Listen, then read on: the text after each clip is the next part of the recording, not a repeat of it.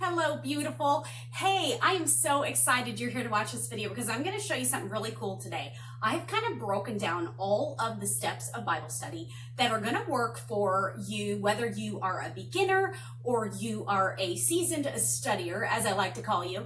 And so I'm going to show you how I did that today. And I put it on a little half sheet of paper. So at first I started to make a bookmark, but I couldn't include all the steps. So there is a bookmark listed below that you can print off.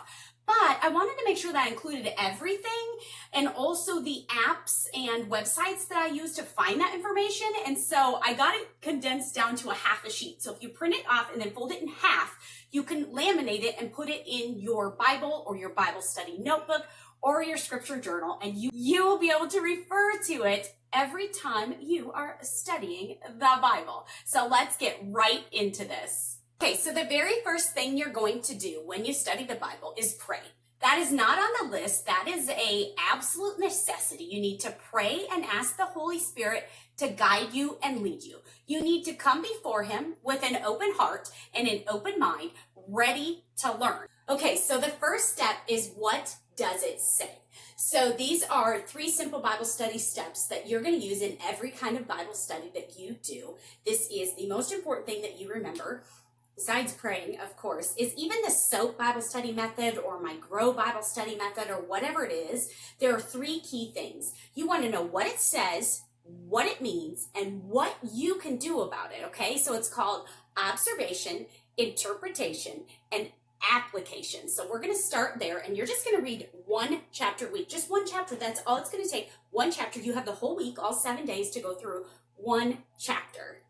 Number 2, you're going to create a simple outline. And within that outline, you are going to do a couple of things here. So when you're reading the Bible, you're going to have subsections, I like to call them. They're really just a section. So if you're reading in chapter 9 of Acts, and it says Peter and Cornelius at the top before you start reading the verses, that is a section, okay? So when you create your outline, you are going to create it with the sections. So let's just say it's Acts, I don't even know if this is right, Acts 9, and it's going to be, I'm totally making this up, okay?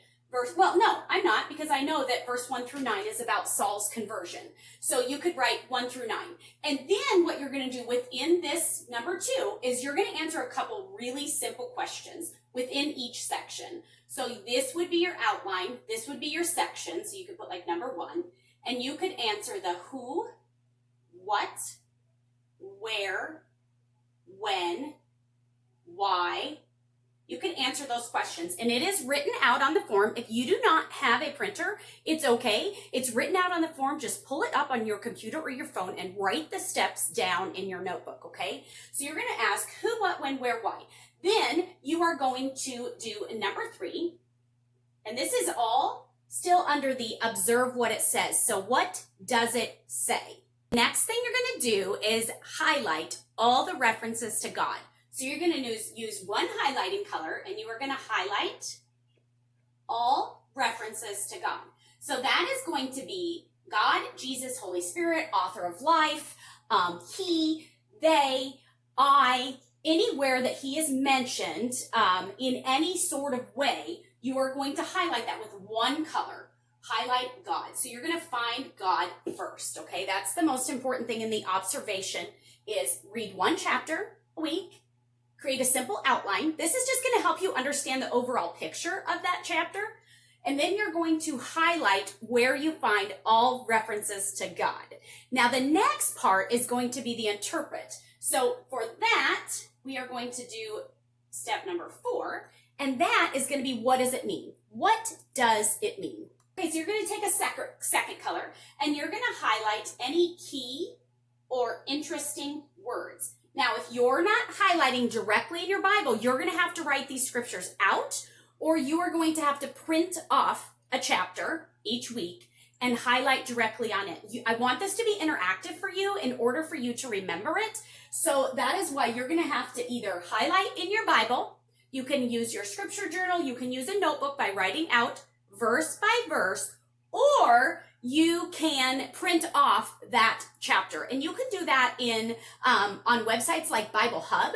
you would just copy and paste all of chapter 9 or chapter 1 or whatever it is that you're working on and print it from there. Okay. Sometimes you have to print it, you have to copy and paste it into a document, like a Word document or a Google document, and then print it. So that will work. I highly suggest you use your Bible and you highlight in your Bible, and don't be afraid. You're only going to use 3 colors. That's it. It's not going to be obnoxious. You're not going to do the wrong thing. You just have to give yourself freedom to remember that you are trying to learn more about God, who He is, what He wants for your life. You want to be more like Christ. Okay, so it's okay to highlight in your Bible. So that is going to be number 4. Highlight key words.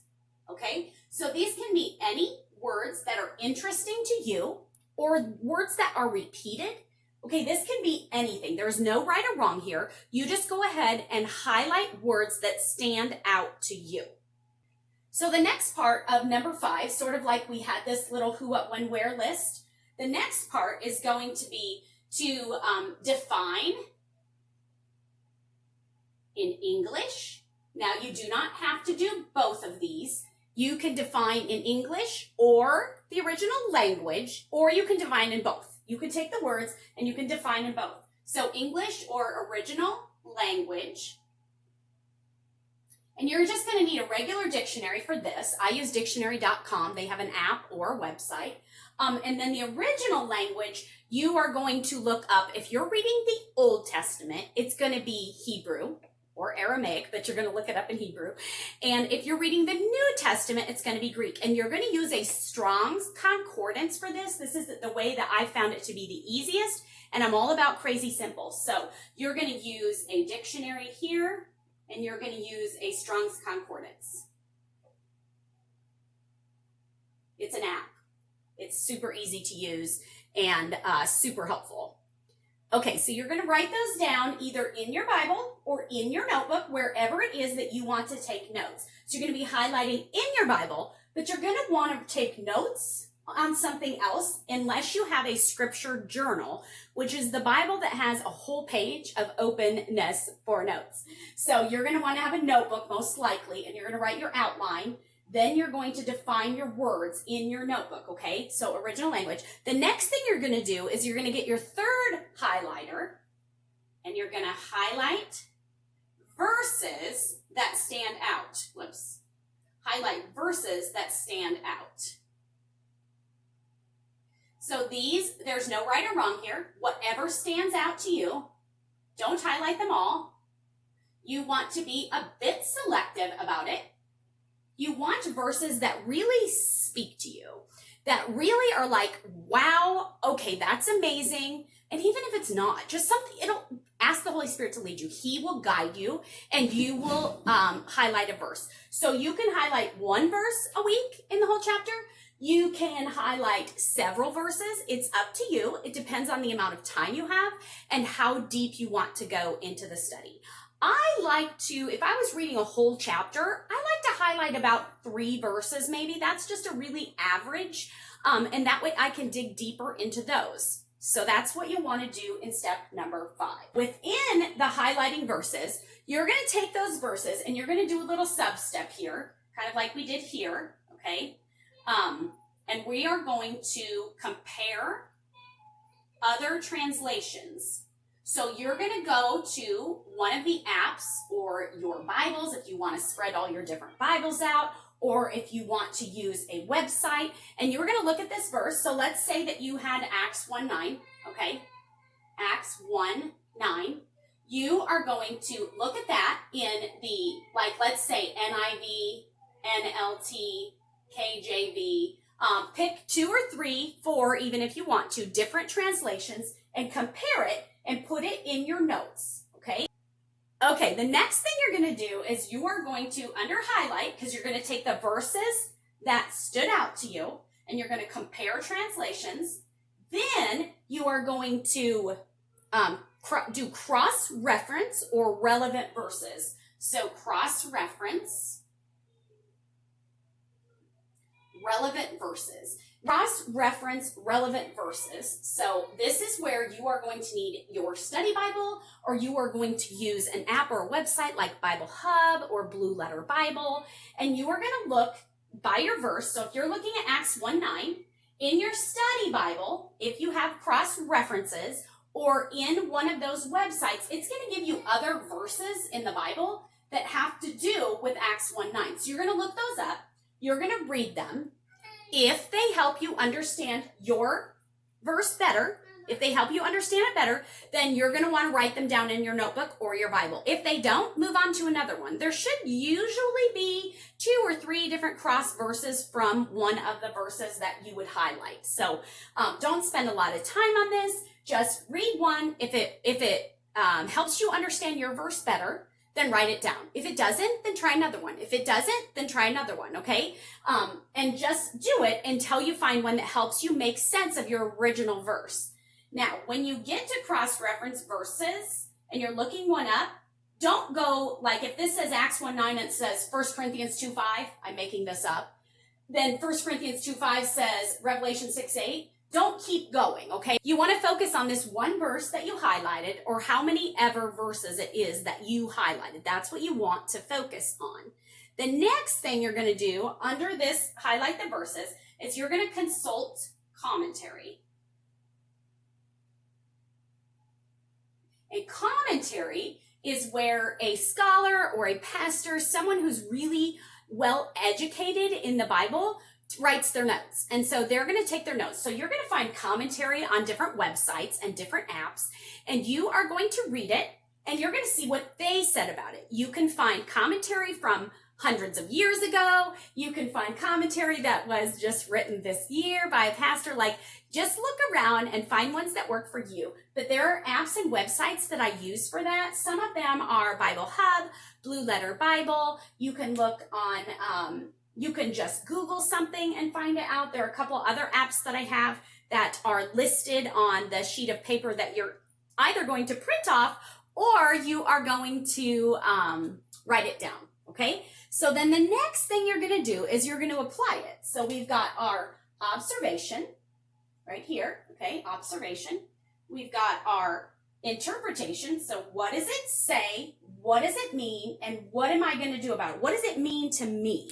So this is where you're going to ask good questions. And it's the most important skill you personally can have when you're studying the Bible. You want to be curious, okay? So you're going to ask questions. And this is your overall chapter. This isn't your verses. This is your overall chapter. This is your overall chapter, overall chapter, overall chapter, overall chapter, except you actually focus in on this one and you focus in on this one. So this one, you're looking at the overall chapter and choosing your keywords. You're looking at the overall chapter and you're choosing verses to highlight. And now you're looking at your overall chapter and you're going to ask questions. Ask good questions. And I'm not going to write all these down right now, but I'm going to tell you what they are. Well, I'll write part of them down. So what it is what does God want me to? So what does God want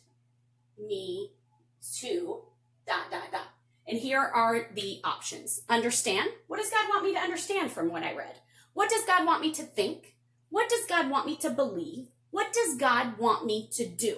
Now, if you can't figure out based on the whole chapter, then just focus on your verse. Focus on your verse, okay? Focus on your verse. You can do that too. That makes it easier. And then your other ones you're going to ask is, how does this change my view? How does this change my view? ... And this is where you're going to ask, how does this change my view of God? How does this change my view of myself? How does this change my view of other people? And how does this change my view of the enemy and his lies? Those are the questions you want to ask. So number 1, read a chapter a week. Number 2, create a simple outline. Within your outline, you're going to ask the WH questions, where you break down the sections, then you're going to ask the WH. Number 3, you're going to highlight everywhere you find God. Number 4, you're going to highlight keywords. Then you're going to go in and you're going to define the keywords in English and or the original language. Then you're going to go in and you're going to highlight verses that stand out to you. And within those verses that you choose, even if it's just one a week, you're going to compare translations. You're going to cross-reference, looking for relevant or similar verses that help you understand it. And you're going to consult commentary. So you're going to look up what the experts had to say. Then you're going to ask questions. And remember when I said you can ask these questions about the whole chapter, or you can focus in on just your verses that you highlighted.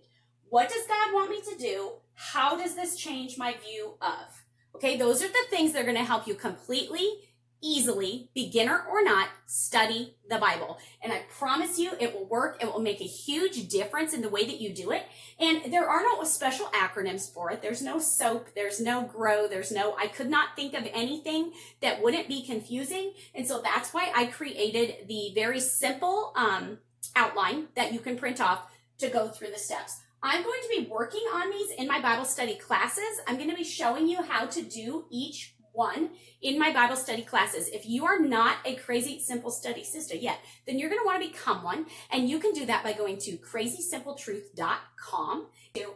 You are beautiful. God loves you, and I'll see you later. Bye.